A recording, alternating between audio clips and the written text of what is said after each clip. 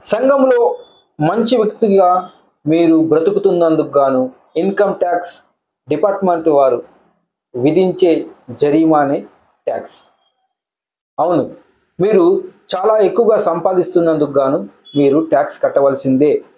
మిత్రమా, ఈ ప్రపంచంలో 2 విషయాలు కంపల్సరిగా జరుగుతాయి.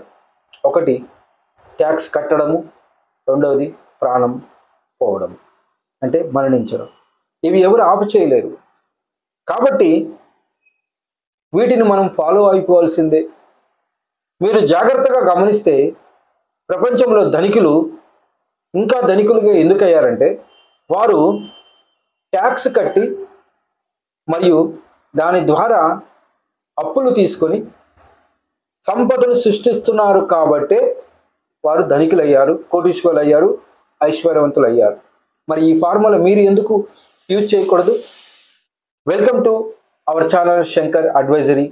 నేను ఎంకే శంకర్.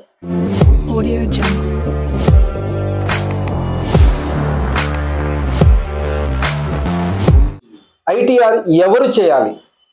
దీనికి ముఖ్యంగా ఎవరైతే ఒక వ్యక్తి 5 లక్షల కన్నా ఎక్కువ సంపాదిస్తారో, మరి ఎవరైతే టీడీఎస్ టీసీఎస్ గురించి అప్లై చేస్తారో, మరియు ఎవరైతే విహారయాత్రలకు వెళ్ళి 2 లక్షల వరకు ఖర్చు పెట్టుకొస్తారో, మరియు హోమ్ లోన్ మార్టిగేజ్ లోన్ ఎవరైతే తీసుకుంటారో, అంతేకాకుండా 1 సంవత్సర కాలంలో ఎలక్ట్రిసిటీ బిల్ 1 లక్ష రూపాయలు దాటి కడతారో, మరియు రెంటల్ ఇన్కమ్ ఎవరికైతే వస్తుందో, రెంట్స్ ఎవరైతే పే చేస్తారో, ప్రాపర్టీని అమ్మినా కొన్నా వీరు కూడా ఫైలింగ్ చేయాలి.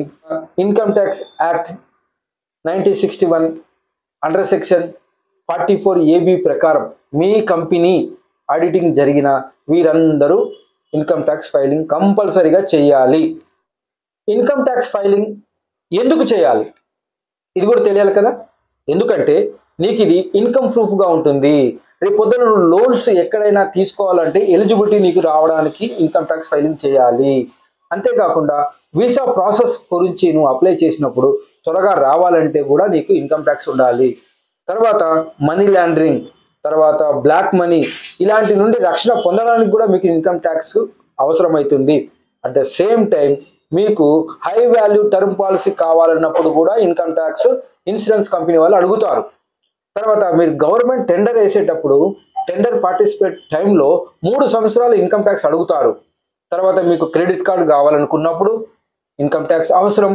At the same time accidental claims ఏదైనా జరిగినా అన్ఫార్చునేట్లీ అలాంటప్పుడు మీకు కోర్టులో మీ యొక్క ఏజ్ మీకు ఎక్కువ ఇన్కమ్ని అంటే ఎక్కువ క్లెయిమ్ని రావడానికి బేస్ చేసుకొని ఇవ్వాలంటే ఇన్కమ్ ట్యాక్స్ కంపల్సరీ. మరి ఐటీఆర్ ఫైలింగ్ చేయకపోతే ఏమవుతుంది? ప్రతి సంవత్సరం డిపార్ట్మెంట్ వారు ఏమంటున్నారంటే జూలై 31 వరకు మీకు ఫైలింగ్ చేసుకునే ఛాన్స్ ఉంటుంది. ఇక్కడ మనం ఎటువంటి పెనాల్టీ కట్టము. కాకపోతే జూలై తర్వాత డిసెంబర్ వరకు మీరు 1000 రూపీస్తో 139 సబ్సెక్షన్ 4 ప్రకారం ఫైలింగ్ చేస్తారు. అంటే ఆఫ్టర్ డ్యూ డేట్ అని. డిసెంబర్ తర్వాత మళ్ళీ మార్చి 31 వరకు మీరు అప్డేటెడ్ 80A అప్డేటెడ్ రిటర్న్స్ కింద మనము ఫైలింగ్ చేస్తాము. అప్పటికి కూడా మీరు ఫైలింగ్ చేయకపోతే డిపార్ట్మెంట్ వారు 6 సంవత్సరాల్లో ఎప్పుడైనా మిమ్మల్ని క్వశ్చన్ చేసే అధికారం వాళ్ళకు ఉంది. అండర్ సెక్షన్ 148 కింద మిమ్మల్ని క్వశ్చన్ చేయవచ్చు.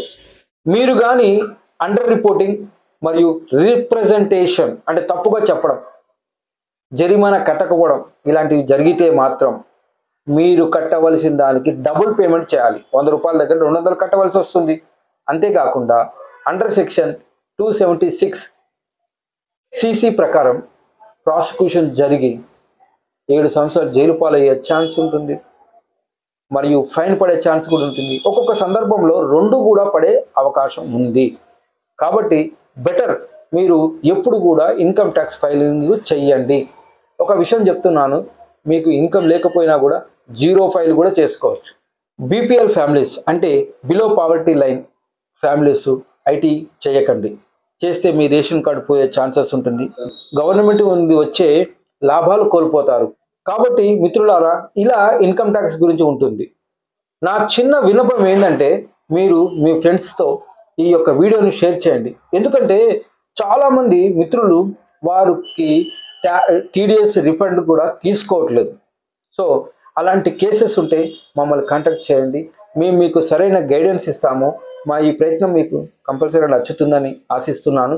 మా యొక్క వీడియోని లైక్ చేయండి, ఫ్రెండ్స్కి షేర్ చేయండి, ఏమైనా ఉంటే కామెంట్ చేయండి. చివరిగా మా యొక్క శంకర్ అడ్వైజరీ ఛానల్ సబ్స్క్రైబ్ చేయండి. చాలా కష్టపడుతున్నాము. మీ యొక్క సబ్స్క్రిప్షన్ మాకు చాలా ఇంపార్టెంట్. కాబట్టి సపోర్ట్ చేయడం మర్చిపోకండి.